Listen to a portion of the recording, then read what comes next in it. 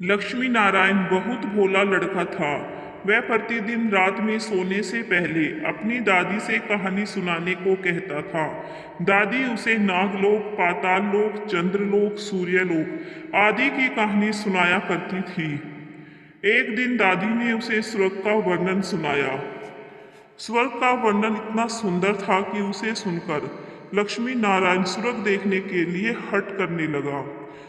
दादी ने उसे बहुत समझाया कि मनुष्य स्वर्ग नहीं देख सकता, किंतु लक्ष्मी नारायण रोने लगा। रोते रोते ही वह सो गया। उसे स्वप्न में दिखाई पड़ा कि एक चमचम चमकते देवता उसके पास खड़े होकर कह रहे थे, बच्चे, स्वर्ग देखने के लिए मूल्य देना पड़ता है। तुम सर्कस देखने जाते हो तो टिकट देते हो ना। स्वर्ग देखने के लिए भी तुम्हें उसी प्रकार रुपये देने पड़ेंगे। स्वप्न में ही लक्ष्मी नारायण सोचने लगा कि मैं दादी से रुपये मांग लूंगा, लेकिन देवता ने कहा, स्वर्ग में तुम्हारे रुपये नहीं चलते, यहाँ तो भलाई और पुण्य कर्मों का रुपया चलता है। अच्छा, तुम यह डिबिया अपने पास रखो। जब तुम कोई अच्छा काम करोगे तो इसमें 1 रुपया आ जाएगा, और जब कोई बुरा काम करोगे तो 1 रुपया इसमें से उड़ जाएगा। जब यह डिबिया भर जाएगी तब तुम स्वर्ग देख सकोगे। जब लक्ष्मी नारायण की नींद टूटी तो उसने अपने सिरहाने सचमुच एक डिबिया देखी। डिबिया लेकर वह बड़ा प्रसन्न हुआ। उस दिन दादी ने उसे एक पैसा दिया। पैसा लेकर वह घर से निकला। एक रोगी भिखारी उससे पैसा मांगने लगा। लक्ष्मी नारायण भिखारी को बिना पैसे दिए भाग जाना चाहता था। इतने में उसने अपने अध्यापक को सामने से आते देखा। उसके अध्यापक उदार लड़कों की बहुत प्रशंसा किया करते थे।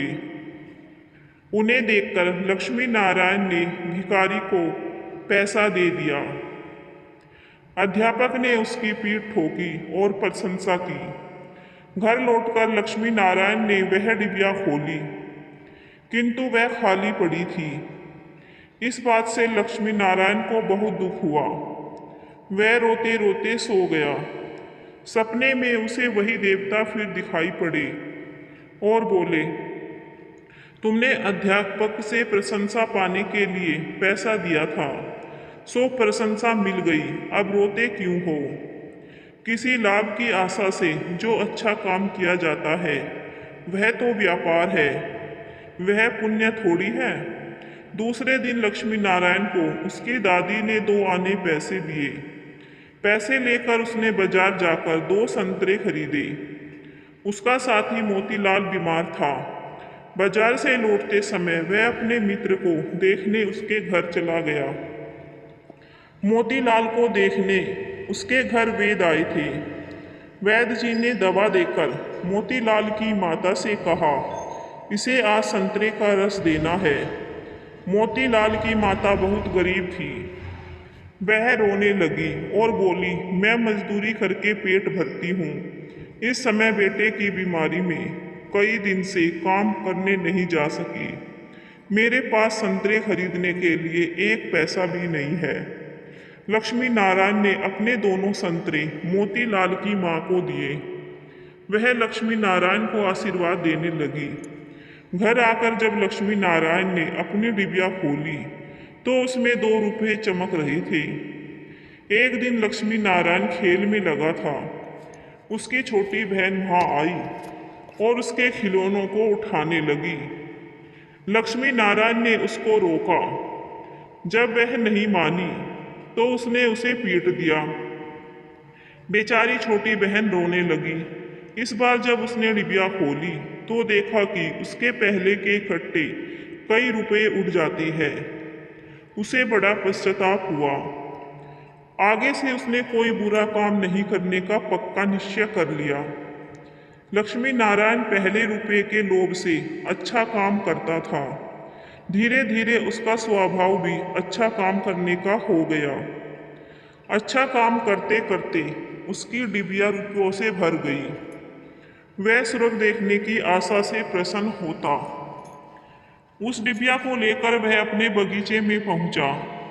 लक्ष्मी नारायण ने देखा कि एक बगीचे में पेड़ के नीचे बैठा हुआ एक बूढ़ा साधु रो रहा है। वह दौड़ता हुआ साधु के पास गया और बोला, बाबा आप क्यों रो रहे हैं? साधु बोला, बेटा जैसी डिबिया तुम्हारे हाथ में है वैसी ही एक डिबिया मेरे पास थी। बहुत दिन परिश्रम करके मैंने उसे रुपयों से भरा था।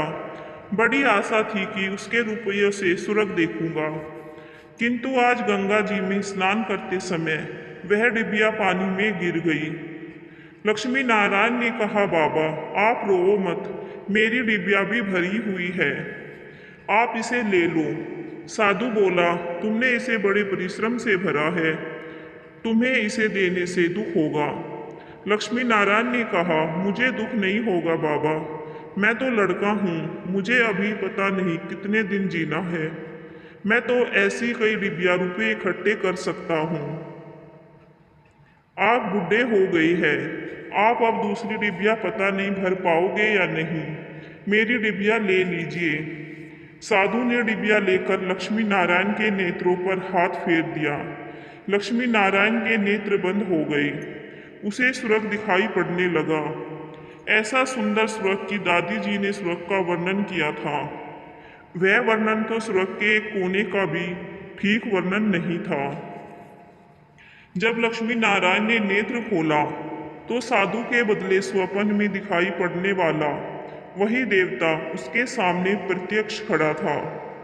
देवता ने कहा, बेटा जो लोग अच्छे काम करते हैं स्वर्ग उनका घर बन जाता है। तुम इसी प्रकार जीवन में भलाई करते रहोगे तो अंत में स्वर्ग में पहुंच जाओगे। देवता इतना कहकर वहीं अदृश्य हो गए। मनुष्य जैसे काम करता है वैसा उसका स्वभाव हो जाता है। जो बुरे काम करता है उसका स्वभाव बुरा हो जाता है, उसे फिर बुरा काम करने में ही आनंद आता है।